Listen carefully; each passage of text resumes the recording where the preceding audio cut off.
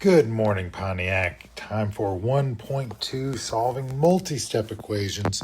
Kind of like 1.1, just a little more involved problems. You might have been thinking before with these steps, all three of these steps, that's a little much for all these little one-step problems, but we keep the same three steps for solving problems. All solving problems, whether they're one step or 12 steps, we're going to do these same steps.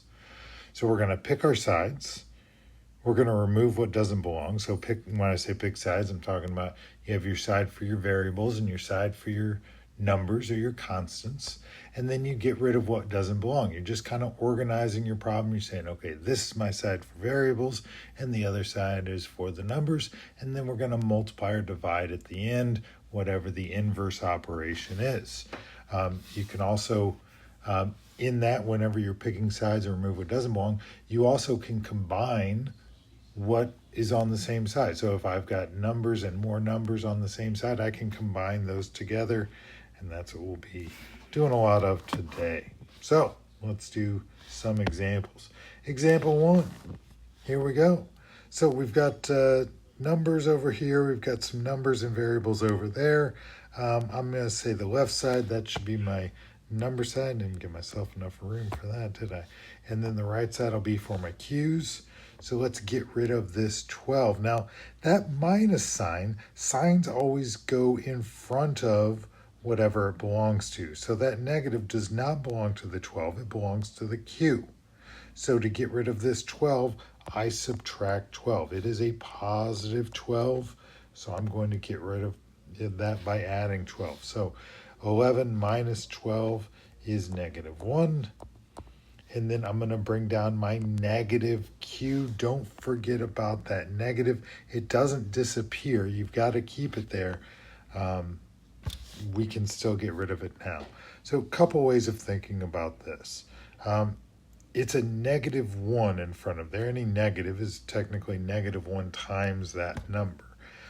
So I can think of it as, oh, that's negative 1 times 2, and I get rid of multiplication by using division. We divide both sides by negative 1. Negative 1 divided by negative 1, that's positive 1, and that equals q.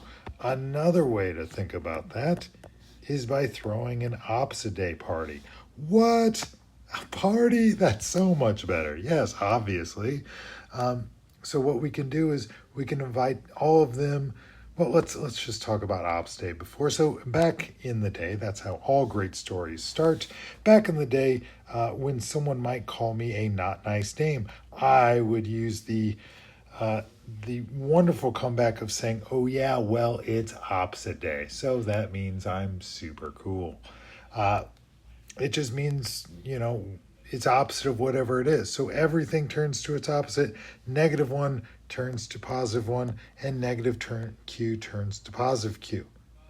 So the thing about opposite day parties, it's like when you used to bring cupcakes in second grade. You have to bring something for everyone. You can't just be like, oh, I'm bringing cupcakes for my buddies. You got to bring cupcakes for everybody. So same way, everybody's got to go to the opposite day party. So negative 1, positive 1, negative q, positive q.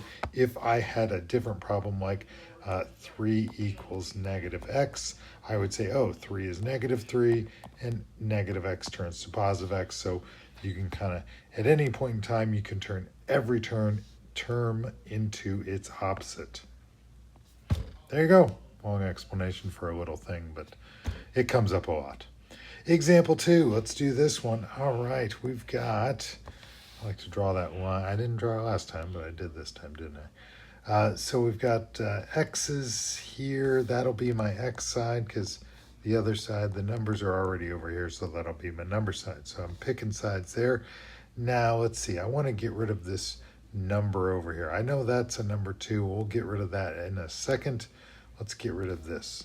Negative 1, we're going to add 1 to both sides.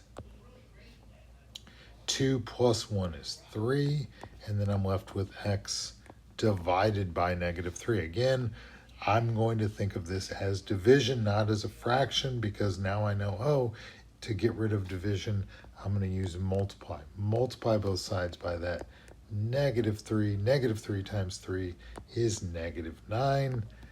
and then that cancels out or becomes 1. Negative 3 divided by negative 3 is 1, and that's my answer. X equals negative 9. Okay. Next example.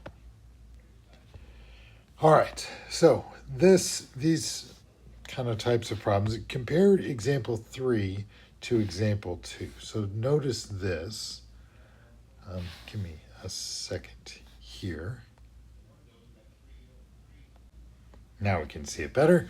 So notice how this problem has division and subtraction, but you have this division is separate than the subtraction. On this type of problem, we get rid of the extra term over here first, that minus, and then we can multiply by this negative 3.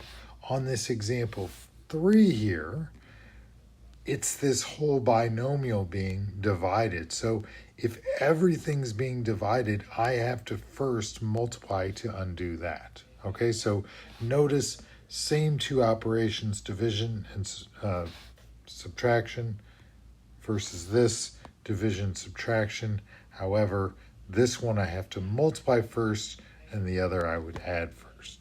Okay, so just notice that little difference there.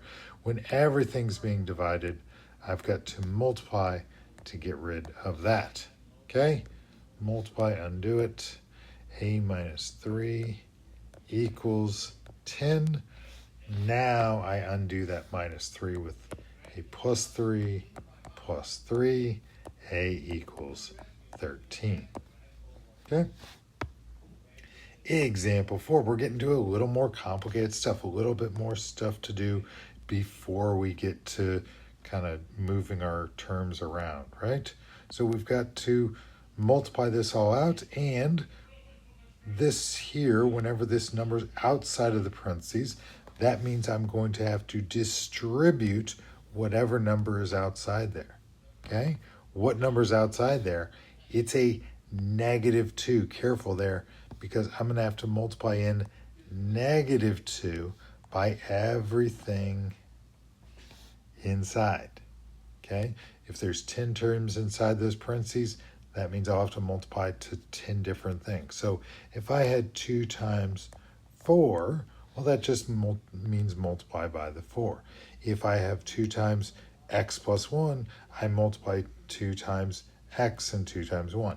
In this case, negative 2, multiply by both of those. 3x stays there. Negative 2 times x is negative 2x.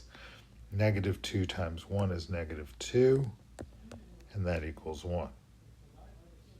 Okay? Now we're going to combine our like terms. 3x minus 2x. If I have 3 of those and I take away 2 of those, I'm left with 1 of those. If you want to write 1x in front of there, go ahead. Go ahead. It's not going to bother me. But you don't have to, and really, us mathy people don't put a coefficient of 1 because that's sort of the default. If you don't have a coefficient, then it's a 1. All right, so then my last step, add 2 to both sides. X equals 3. That's it. Example 5. So we're going to do a couple of these, only they get more complicated, where you translate it from words into algebra. So the sum of 3 and the quotient of a number and 2 is 7. Okay. A lot going on here. Okay, so the sum of, okay, so I know right away when it says the sum of something, I'm then going to have an addition problem. And I'm going to add 2 things together. So it's going to say the sum of something and something. So the and is telling me here's one, and then and here's the other thing. So it says the sum of 3. Okay, we'll put 3 as one of them. And here's the other thing. The quotient of a number and 2. Okay, so that's a little bit more complicated. First of all, quotient, that means division. I heard you thinking it. Division. So the quotient of, and now it's going to be sort of another, this is sort of in computer programming terms, a nested function where you have something inside something else. So same way, when it says the quotient of, it's going to give me two things, and I'm going to put them on top and on bottom. So the quotient of a number, so when it says a number like that, I need to throw in a variable. My favorite variable, don't tell the other variables I said this, but my favorite variable is just a good old-fashioned x. I'm kind of a Renaissance man like that. I just like my good old-fashioned x right there. So the quotient of, followed by two things, a number, x, and 2. Okay? So now we're sort of backing out of our nested function there.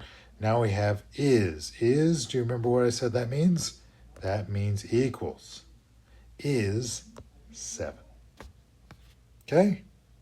So, as we read through the whole thing, the sum of 3 and the quotient of a number and 2 is 7. Now we just have to solve. So remember, this was like the first of those two, where I first get rid of the 3. Let's go minus 3, x over 2 equals 4. Oops.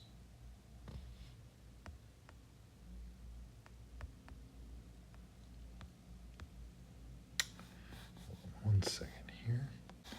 Back at you. This is 4. And then I undo that division by using multiplication. 4 times 2 gives me 8. And 2 divided by 2 is 1. So I have 1x equals 8. That is my answer. Okay? Hope you have a good one. Talk to you guys later. Bye.